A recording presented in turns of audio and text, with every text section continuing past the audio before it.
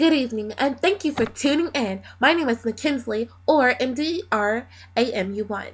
This is an edition of BYOT podcast.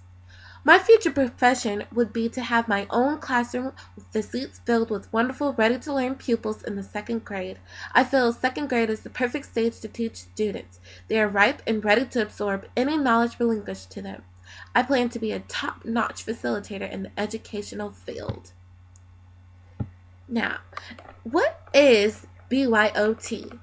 Well, BYOT stands for Bring Your Own Technology. It is when students can bring technological devices from home in order to do schoolwork on them during the school hours or a selective time that a teacher allows for them to be brought out and used. It is also meant for schools to implement more uses of technology in the classrooms, like personal laptops for classrooms, workstations, etc.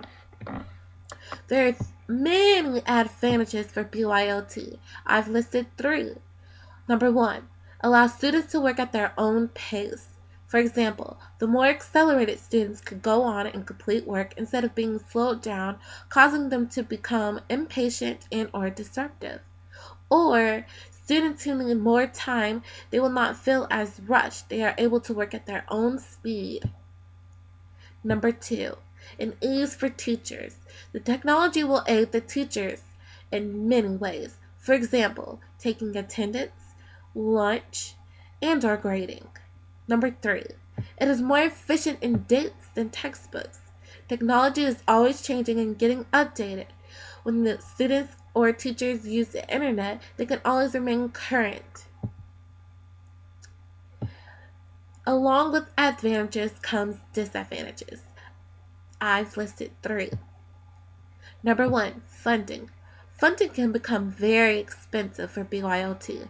Funding is usually an added bill for parents or guardians or a cut of jobs for teachers.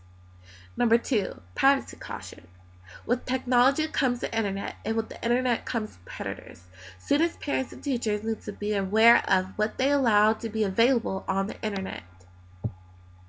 Number 3, teachers possibly becoming complacent. Yes, the technology is here to aid the teachers, but we do not want to rely on it as a whole.